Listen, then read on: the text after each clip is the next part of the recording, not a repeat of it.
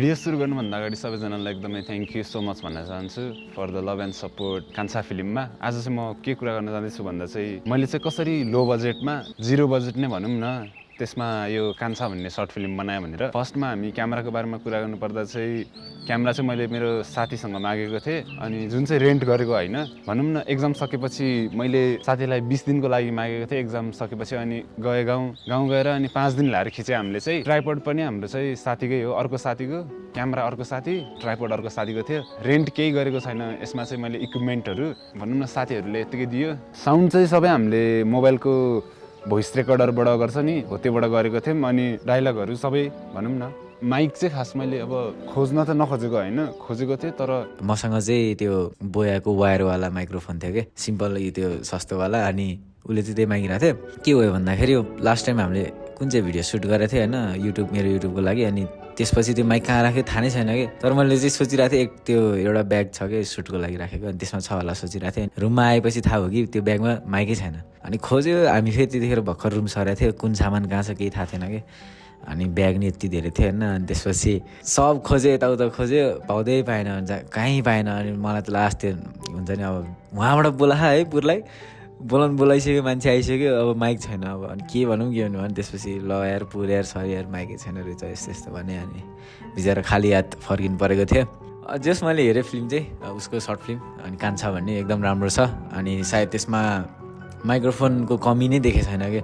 त्यो पुरै खतरा प्रोडक्सनले गरे जस्तो भइरहेछ त्यो फिल्म चाहिँ। तर एकजनाले मात्रै गरे, पुरले मात्रै, त्यो भएर एकदम के भन्छ त्यसलाई खतरा लागिरहेछ जे होस्।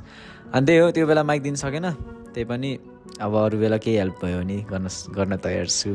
जस तपाईँले हेर्नु भएको छैन भने फेरि गएर हेर्न सक्नुहुन्छ कान्छा भन्ने सर्ट फिल्म उसकै च्यानलमा छ, पिबिजी गुरुङको च्यानलमा गएर हेर्नु होला।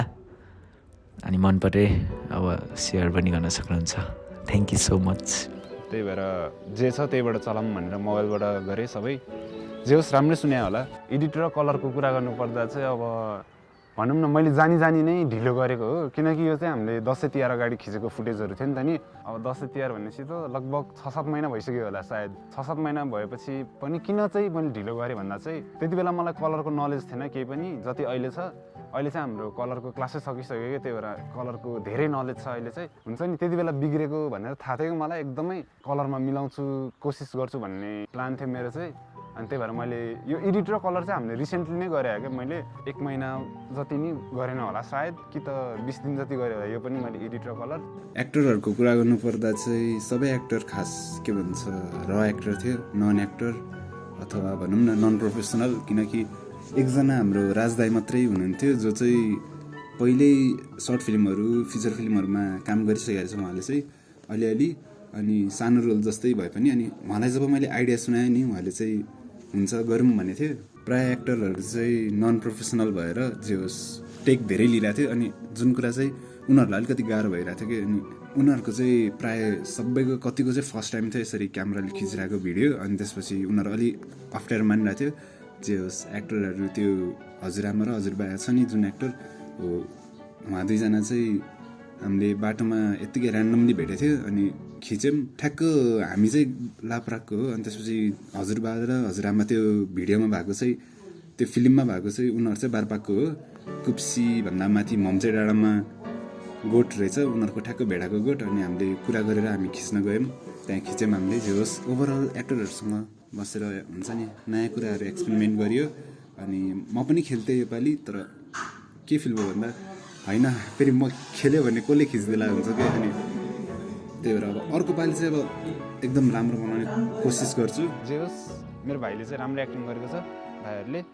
अनि म चाहिँ खुसी छु जे होस्, किनकि नन एक्टर भएर पनि त्यस्तो पर्फर्मेन्स निकालेको छ। अनि अहिलेसम्म साथीहरूले सबैले राम्रै भनिरहेको छ। ओभरअल भन्नुपर्दा मलाई एकदमै चित्त बुझेको छ, किनकि मेरो फर्स्ट फिल्म नै यस्तो अलि राम्रै भयो भनौँ न। किनकि त्यो बेला मलाई क्यामेराको केही नलेजै थिएन कि, आइएसओ के हो, सटर स्पिड के हो होइन। त्यो नहुँदा पनि त्यत्तिको रिजल्ट निकाल्नु भनेको चाहिँ मलाई जहाँसम्म लाग्छ मेरो विचारमा चाहिँ एकदमै ठिक होला है। किनकि फर्स्ट प्रोजेक्ट नै त्यस्तो भयो मेरो। जे होस् ठिकै भयो। अब आउने नेक्स्ट प्रोजेक्ट चाहिँ म फिल्म फेस्टिभलतिर टार्गेट गर्छु। अनि त्यही झन् बनाउँदै गर्छु कि अझै। अनि अर्को पालि चाहिँ हामीलाई भनौँ न मलाई चाहिँ एउटा साथीले A74बाट दिन्छु भनेको छ। कान्छा फिल्म चाहिँ हामीले फुजी फिल्म XS10बाट खिचेको हो नि त नि, जुन चाहिँ 8 बिट हो। अनि त्यही भएर धेरै समस्या भएको थियो मलाई अलिअलि कलरमा। A74 चाहिँ हाम्रो 10 बिट हो, जुन चाहिँ कलर चाहिँ एकदमै राम्रो छ, तान्न मिल्यो भनौँ न कलर धेरै, अनि फाटिने हुँदैन कलर जो होस्। साथी हो जुगाले खायो फिल्म बनाएर विशालले नै ले खै तुले फिल्म बनाउन गयो यस्तो भयो यार ठाउँको ठाउँमा जुगा आइ गरे खाने यस्तो आज रोन्छ होला म त ए साथी हो ए ओइ के भयो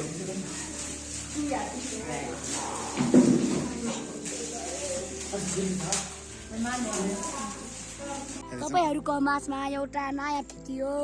हेलो सबैजनालाई वेलकम हामी फिल्ममा। हेलो सबैजनालाई नमस्कार। आज हामी फिल्म बनाउन जाँदैछौँ। नयाँ भिडियो, फिल्मको नाम चाहिँ कान्छा। सबैजनाले हेरिदिनुहोस् होला। मेन यो मेन हो। अब हामी पुसिकाङसम्म जानेछौँ।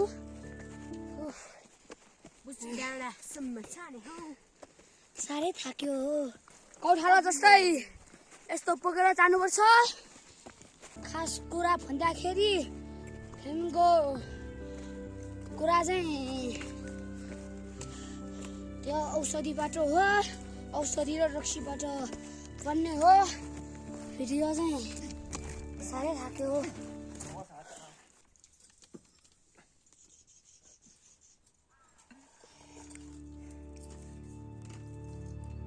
आजको मिटिङ पनि सक्यो, सुटिङ भन्दा सुटिङ सुटिङ पनि सक्यो, पेरेले पनि सक्यो। अब हामी घर जाँदैछौँ। अहिले कति बज्यो? अहिले 6:15 भएको छ। सुट चाहिँ खास आजै सकाउनु भनेको, तर हाम्रो क्यामेराको ब्याट्री सक्यो। अनि भोलि के हुन्छ हेरौँला। भोलि के हुन्छ हेरौँला। अहिले हामी यो माथि गएर खिच्ने चाहिँ यति 4 जना मात्रै हो है। राति भइसक्यो, अब जान्छौँ हामी घर। भोलि के हुन्छ हेरौँ ल।